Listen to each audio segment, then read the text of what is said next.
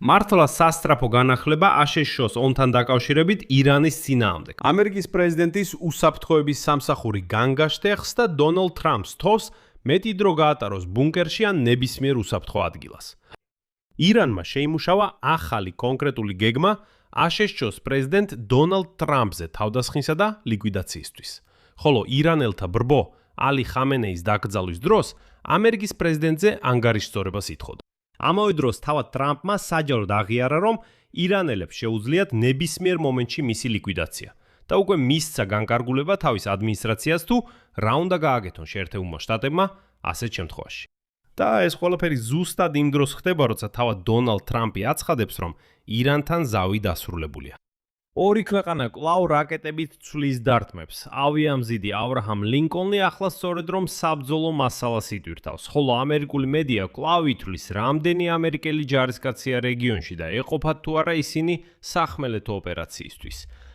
ამ გამოშვებაში დეტალურად განვიხილოთ, რა მოხდა ბოლო 48 საათში, რამდენად რეალურია ტრამპის ლიკვიდაციის საფრთხე და რა ბედიელის ომს, რომელიც ტრამპა ჯემდევ ერთი თვის წინ დასრულებულად გამოაცხადა. დღეს კი დაამატა, რომ აშშ-მ თითქოს უკვე მიაღწია ამ ომის ყველა მიზანს, მათ შორის ირანის ბირთვული პროგრამის არქონასაც. ჩემი სახელია ალექსეი პეჩი, მოდით ერთად განვიხილოთ ეს თემა, მაგრამ სანამ დავიწყებთ, გთხოვთ გამოიწერეთ ეს YouTube არხი. ჩვენ უახლოვდებით 300,000 გამომწერის ნიშნულს. მადლიერი ვიქნებით თქვენი გამოწერისთვის. დაალაიქეთ და დაწევეთ თქვენი კომენტარები ამ ვიდეოს ქვეშ.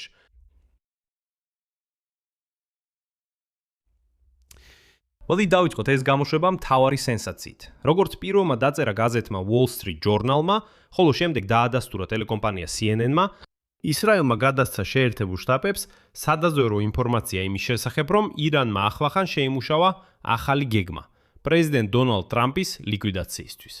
ამის შესახებ ორი წყარო იტყობინება, რომლებიც სიტუაციას იცნობენ, თუმცა მათ მნიშვნელოვანი დეტალი არ დაუმატებიათ. ეს დამატები დაძაბულობას ქმნის სწორედ იმ დროს, როდესაც შეერთებულ შტატებსა და ირანს შორის ზავის შეთანხმება იშლება. მაგრამ აქ მთავარი სიტყვა კონკრეტული.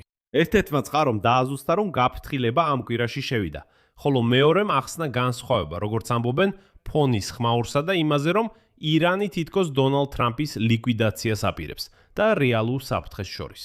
აშშ-მ ბოლო კვირებში მართლაც დააფიქსირა მუდმივი ნაკადი სადაზვერვო მონაცემებისა დონალდ ტრამპის შესაძლო ლიკვიდაციის გეგმებთან დაკავშირებით, მაგრამ ისრაელისგან მიღებული გაფრთხილება ახალი იყო და კონკრეტულ შეთქმულებას ეხებოდა. ანუ აქ უკვე კონკრეტიკა იყო. პლანის დეტალები ჯერჯერობით არ ხმაურდება. მაგრამ ირანის მსხვილი ქალაქების მოედნებზე, აიათოლა ალი ხამენეისთან გამომშვიდობების დროს, ირანელთა ბრბო გაშლიდა უზარმაზარ ბანერებს დონალდ ტრამპის ლიკვიდაციისკენ მოწოდებით. ხოლო ირანის ჩრდილში მყოფმა რეჟიმმა კი გავრცელა ხმები, რომ ისლამური რევოლუციის მცველთა კორპუსი მზად არის გასცეს ჯილდო. ეს მრავალმილიონიანი ჯილდოა ამერიკის პრეზიდენტის ლიკვიდაციისთვის. თავად დონალდ ტრამპმა ამ მუქარაზე უპასუხა თავისი დამახასიათებელი ბრავადისა და სერიოზულობის ნაზავით. ჟურნალისტებთან საუბრისას მან განაცხადა, ციტატა: ისინი სურთ შეერთებული შტატების ლიდერის მოცილება. მე ყველა სიაში ვარ. დღეს დილით ვნახე, ყველა მათ სიაში ვარ. და ჯერჯერობით ალბათ ცოტა გამემართლა, მაგრამ შეიძლება ეს იღბალი დიდხანს არ გაგრძელდეს. შემდეგ კი ტრამპისთვის დამახასიათებელი იმიჯია, რომელიც ბევრს ამბობს მის განწყობაზე. ციტატა: ეს ბოროტი ავადმყოფი ადამიანები არიან და ჩვენ უნდა გამოუწვათ ეს კიბო. იცით რას აკეთებენ კიბოსთან? კიბო უნდა ამოჭრა ადრეულ ეტაპზე. აი ესე უგზნობ თავს. მოგვიანებით მან დაამატა, რომ შეიტყო ახალ სიაზე, სადაც ის ირანის მთავარი სამიზნე ნომერი 1 ად არის მითითებული. და უკვე დღეს 10 ივლისს ტრამპმა განაცხადა, რომ უკვე მისცა განკარგულება თავის მთელ გუნდს, მთელ ადმინისტრაციას, დააბომბონ ირანი, თუ მის წინააღმდეგ მკვლელობის მცდელობა წარმატებით განხორციელდება. ანუ ტრამპი ნამდვილად შიშობს ასეთი სცენარის განვითარებას. ირანისა და ტრამპის შემთხვევაში ამის უკან დგას ხანგრძლივი და სრულად დოკუმენტირებული ისტორია მკვლელობის მცდელობებისა. ირანის რეჟიმის სიძულვილი ტრამპის მიმართ აბსტრაქცია არ არის. ეს მაინც რეალობაა. ტრამპის მოკლის სურვილი და ამის ორგანიზებული მცდელობები მიმდინარე ომამდეც ბევრად ადრე გაჩნდა. ეს ყველაფერი სათავეს იღებს 2020 წლის იანვარში, როდესაც ამერიკულმა დარტყმამ მოკლა ირანის სპეციალური დანაყოფის ქუთსის სარდალი ქასემ სულეიმანი. მას შემდეგ თეირანი დაიფიცა შურისძიებას და ეს უბრალოდ ცარიელი დაპირებები არ არის. კერძოდ ამერიკის შეერთებული შტატების იუსტიციის სამინისტრომ ამ 6 წლის განმავლობაში რამდენიმე კონკრეტული ოპერაცია გამოავლინა და ჩაშალა. უკვე 2022 წელს წარუდგინეს ბრალდება. ბრალდება წაუყენეს ირანელს შაჰრამ პურსოფის, რომელმაც ორგანიზება გაუკეთა შეთქმულებას და $300,000 ჯილდო დააწესა ეროვნული უსაფრთხოების ყოფილი მრჩევლის ჯონ ბოლტონის მოქმნისთვის. ამავე დროს $1 მილიონი სანაცვლოდ სამიზნედ ასახელებდნენ ყოფილი სახელმწიფო მდივანი მაიკ პომპეოს. 2024 წლის ნოემბერში აშშ-ის იუსტიციის სამინისტრომ გამოაქვეყნა ბრალდება აქტიური შეთქმულების შესახებ, რომლის მიზანიც იყო მკვლელობა. დაქირავებით, რომელსაც ხელმძღვანელობდა ისლამური რევოლუციის გუშაქთა კორპუსი.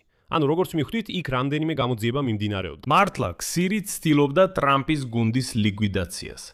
ახლა კი ახალი, საკმაოდ ბნელი ფონი. ამ დღეებში ირანში ასაფლავებდნენ ომის დასაწყისში მოკლულ უმაღლეს ლიდერს, აიათოლა ალი ხამენეის. და იმის დაკრძალვაზე ირანელთა ბრბო სკანდირებდა ტრამპის სიკვდილისკენ მოწოდებებს. გლოვის პროცესიის დროს ისმოდა სლოგანები, როგორიცაა სიკვდილი ამერიკას. ქუჩებში გამოფინეს უზარმაზარი ბანერი, წითელი ბანერი, წარწერით. ჩვენ მოუკლავთ ტრამპს.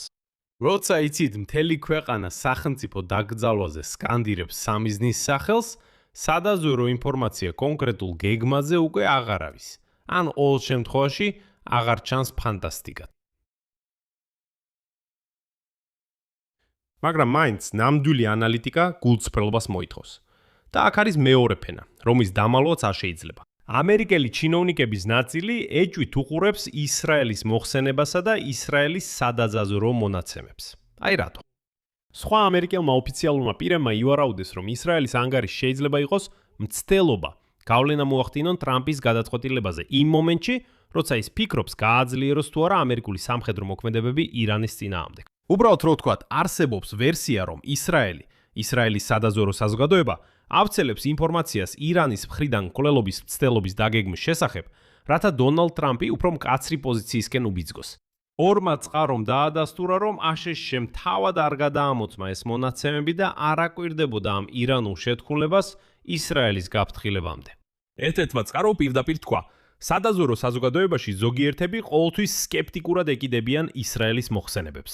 და ამჟამინდელი ანგარიში ნაწილობრივ განიხილება როგორც ისრაელის უფრო ფართო მცდელობის ნაწილი. გავლენა მოახდინოს დონალდ ტრამპის აზროვნებაზე ირანის საკითხში.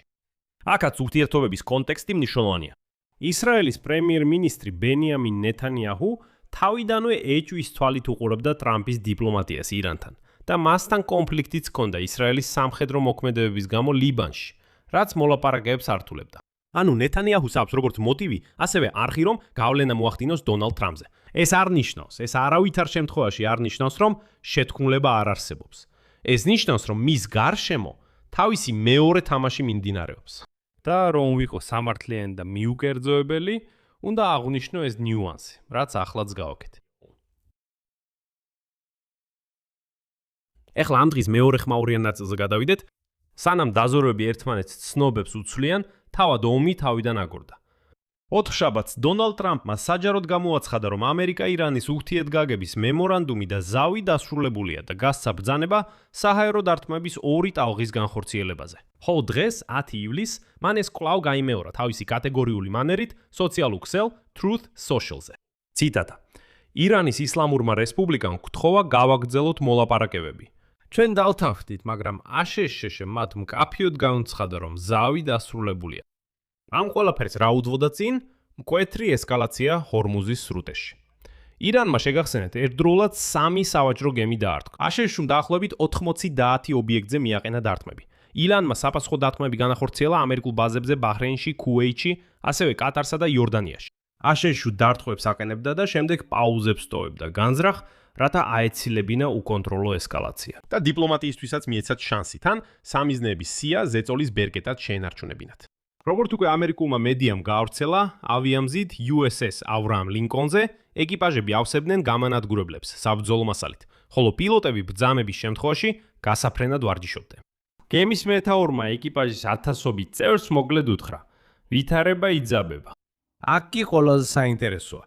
რადგან ტრამპის განცხადება ეწინააღმდეგება იმას, რაც კულისებში ხდება. ფორმალურად ისხვირის, რომ ზავი დასრულდა. ფაქტობრივად კი ამერიკის შეერთებული შტატები თანხდება მოლაპარაკებების გაგრძელებაზე. ეს როგორ უნდა გავიგოთ? პასუხი ისაა, რომ გარიგების გადასარჩენად შუამავლების სასოწარკვეთილად იბრძვიან. კატარი, პაკისტანი და სხვა რეგიონული შუამავლები ცდილობენ დაძაბულობის დეესკალაციას და ბირთვული გარიგების მოლაპარაკებების აღდგენას. გარდა ამისა, კატარის მოლაპარაკეები ახლახან ჩაფრინდნენ თეირანში, შეერთებულ შტატებთან კოორდინაციით, რათა შექმნან პირობები დიალოგის განახლებისთვის. ეგვიპტემ და კატარმა საჯაროდ მოუწოდეს ორივე მხარეს მოლაპარაკებების მაგიდასთან დაბრუნებისკენ. ანუ ამერიკელები ბოდიში თავად უწყობენ ხელს მოლაპარაკებების პროცესს. ამტკიცებენ რათავიანთი შუამავლების ვიზიტებს თეირანში. და აქ ისმის თვითონ ესკალაციის ახსნა, რომელიც ყველაფერს თავის ადგილზე აკანებს. ერთ-ერთი შუამავალი ქვეყნის წყარომ განაცხადა, ბოლო დროს ირანის თავდასხმების სრუტეში სავარაუდოდ ინიცირებული იყო ირანული რეჟიმის რადიკალური ელემენტების მიერ, რომლებიც მემორანდუმის წინააღმდეგ არიან და მისი ჩაშლა სურთ.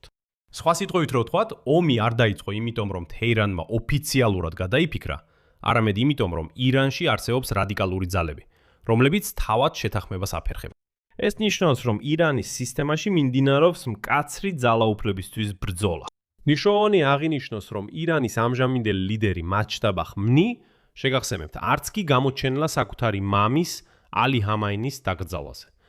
ამიტომაც დიდი კითხვა, საერთოდ ცოცხალია თუ არა ის და ვინ მართავს რეალურად ეხლა ირანს. სხვადასხვა ამ თემაზე დღეს ცალკე გამოშვება მაქვს დაგეგმილი, ამიტომ გამოიწერეთ არხი და ჩვენ განვიხილავთ ყველა ვერსიას. თუ სად იმყოფება მაჯტაბა ხმნი, იქ ძალიან საინტერესო დეტალები. ფაქტობრივად სწორედ ეს შიდა განხეთქილება თეირანში ხსნის შეთქმულებას ტრამპის წინააღმდეგაც. როგორც დარტყმები, ასევე მკვლელობის სია შეიძლება იყოს ერთი და იმავე რადიკალური ფრაქციის ნამუშევარი, რომელსაც მშვიდობა არ აწყობს, მაგრამ ისინი მშვიდობიან ვითარებაში ვერ იარსებებენ. ანუ ირანში ხელისუფლების ნაწილი შეიძლება საერთოდ არ იყოს ამ შეთქმულებას ჩართული და სწორედ ეს ნაწილი ცდილობს მოლაპარაკებებს აშეშჩოსთან. კიდევ ერთ საინტერესო ფაქტია, რომ ზუსტად ერთი დღით ადრე, ვიდრე ეს ხმაურიანი ზავი დასრულდებოდა, თეთრი სახლი აცხადებდა, რომ მზად არის დაიცვას მემორანდუმის პირობები, თუ ირანიც იგივე გააკეთებს. და თავად ტრამპის დრევანდელი განცხადება ზავის დასრულების შესახებ, მისმა მრჩევლებმა ფაქტობრივად სადეს შეემსუბუქებინათ და ამატესრა, რომ თითქოს მოლაპარაკებების გაგრძელებაზეც იყო თანხმობა. ანუ ჩვენ წინ გვაქვს კლასიკური ტრამპისეული კონსტრუქცია. მაქსიმალურად მკაცრი რიტორიკა, კულისებს მიღმა მიმდინარე დიპლომატიის ფონზე. ამიტომ ეს ფრაზა ზავის დასასრული ომის გამოცხადება არ არის. ეს მოლაპარაკებების პოზიცია და ასეთი ხვირილია, რომ ბოლომდე მიაწვეს თავისეს. და აი აქ არის ყველაზე მთავარი. რატომ არ სურთ ორივე მხარეს? მიუხედავად იმისა, რომ ერთმანეთს დარტყმებს და მკვლელობით მუქარებს უცვლიან, საბოლოოდ მოლაპარაკებების გაწყვეტა. იმიტომ რომ ძალიან ბევრი რამ დევს სასწორზე. 17 ივნისს ხელმოწერილი მემორანდუმი ცეცხლის შეწყვეტას 60 დღით ახანგრძლივებს. ითვალისწინებს ხორმუზის სრუტის გახსნას, ბლოკადის მოხსნას და სანქციების გაუქმებას, იმ პირობით, რომ ირანი ვალდებულებას იღებს არასოდეს შექმნას ბირთვული იარაღი. მხარეები მიიწევენ იმისკენ, რომ აგვისტოს შუა რიცხვებისთვის სრულფასოვანი ბირთვული შეთანხმება გაფორმდეს. მაგრამ თავად ამ შეთანხმების საფუძველი მკრიფია სამი მიზეზის გამო. პირველი მიზეზი ისაა, რომ ბირთვული საკითხი გადაწყვეტილი არ არის. ამერიკულ დაზვერვას სკეპტიკურადაა განწყობილი, რომ სრულფასოვანი შეთანხმება ოდესმე საერთოდ დასრულდება, რადგან ზოგიერთი ჩინოვნიკი არ თვლის, რომ ირანი მზადაა ბირთვულ დათმობებზე წავიდეს. მაგრამ ამ ისტორიის უკუღმა მხარეც გამოჩნდა.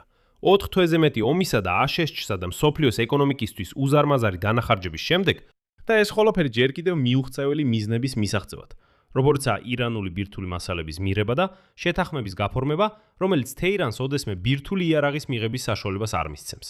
ტრამპი მოულოდნელად აცხადებს, რომ ეს ყველაფერი საერთოდაც არ არის საჭირო. ეხლა ყურადღება. დონალდ ტრამპმა განაცხადა, რომ ომი უკვე წარმატებულად ითვლება, რადგან ირანი უკვე დენუკლეარიზებულია. ანუ როგორც ჩანს, ირანის ბირთვული პროგრამა ჯადოსნურად ისევ სრულად განადგურებულად გამოცხადდა ზუსტად იმ მომენტში, როდესაც ჩანს, რომ ტრამპის მცდელობები შეთანხმების მიღწევაზე ნამდვილად იშლება. სხვა შორის 4 შაბათს ნატოს სამიტზე თურქეთში ტრამპი რამდენჯერმე იმეორებდა ამ არგუმენტს. კითხვაზე, ხომ არ შევიდა ომი სტრატეგიულ ჩიხში, ტრამპმა დაარწმუნა, რომ არა, რადგან მან უკვე წარმატებას მიაღწია. შემდეგ კი მის ციტატას მოვიყვან, რომელმაც პირდაპირ შოკში ჩამალდო. დონალდ ტრამპმა განაცხადა: მე იქ ვიყავი, ანუ ირანში, ერთი მიზეზის გამო. ირანს არ უნდა გქონდეს ბირთვული იარაღი. მე ამას ირანის დენუკლეარიზაციას უწოდებ. და ეს მოხდა. მათ არასდროს ექნებათ ბირთვული იარაღი. ირანის ბირთვული მასალები ახლა იმდენად ღრმადაა მთის ქვეშ, რომ მათთან პრაქტიკულად შეუძლებელია მისვლა. აშშ-ს შეუძლია ბირთვული ობიექტების კამერებით დანახვა და გარანტიას იძლევა, რომ არავის ექნება მათზე ცუდომა. მათ არ აქვთ და არ ექნებათ ბირთვული იარაღი. მაგრამ აქ რა თქმა უნდა ჩნდება ლოგიკური კითხვა. თუ დონალდ ტრამპი წარმატებად მიიჩნევს იმ ფაქტს, რომ ბირთვული მასალები მიწის ქვეშაა დამარხული, მაშინ რა ითხოვ მან საერთოდ ომი ირანის წინააღმდეგ გამწლის 28 როლს?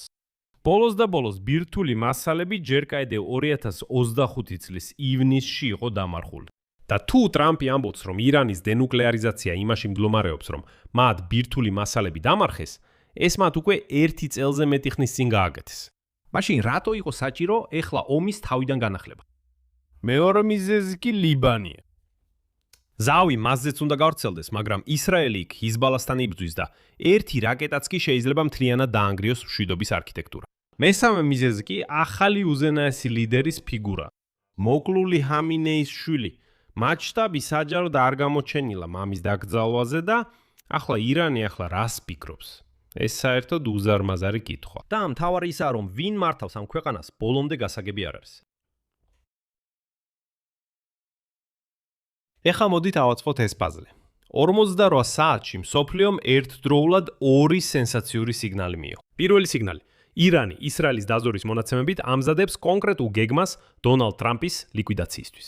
მათ ფონზე, ვინც სკანდირებს ფრაზას ჩვენ მოვკლავთ ტრამპს და 6 წლიანი რეალური შეთქმულებების ისტორიის ფონზე. და მეორე, ტრამპი აცხადებს ზავის დასრულებას და მხარეები კვლავ ესვრიან ერთმანეთს ხორმუზის სრუტეში. მაგრამ რეალობა უფრო რთული და უფრო შემაშფოთებელია. შეთქმულება ტრამპის წინააღმდეგ ისეთივე რეალურია, რამდენადაც რეალურია რეჟიმის სიძულვილი. მაგრამ მისი წარგენა შეიძლება იყოს ისრაელის თამაშის ნაწილი, რომელიც მიზნად ისახავს აშშ-ის ხაზის გამკაცრებას. ხოლო ფრაზა ზავი დასულდა არ ნიშნავს გაწყვეტას, ეს უბრალოდ მოლაპარაკების ტაქტიკა. გულისებს მიღმა კატარელები დაფრინავენ თეირანში, ხოლო ვაშინგტონი თანხდება ირანელებთან საუბრის გაგრძელებაზე. და ყველაზე საშიში აქ ოფიციალურ ლიდერები კი არა, არამედ ის რადიკალური ძალებია ირანში, რომლებიც შეთანხმებას დარტყმებით აფერხებენ და შესაძლოა მკვლელობის ცდელობასაც ამბასაც ამზადებენ, რადგან მათთვის მშვიდობა დამარცხება. აქ წერტილს დავშავ. თქვენი აზრი და დასკვნები კომენტარებში დაწერეთ ამ გამოშვების ქვეშ. გამოიწერეთ არხი, დააწკაპონეთ ზარზე და არ დაგავიწყდეთ ლაიქის დაჭერა. თუ გსურთ ამ YouTube არხის მუშაობის მხარდაჭერა, ეს შეგიძლიათ გააკეთოთ ნებისმიერი დონატით. ამ ვიდეოს აღწერაში მითითებული ბულებითა და რეკვიზიტებით. ამისთვის მადლიერი ვიქნები და აუცილებლად გამოიწერეთ არხი. სულ ეს იყო. იზრულეთ საკუთარ თავზე. ყველას მშვიდობით.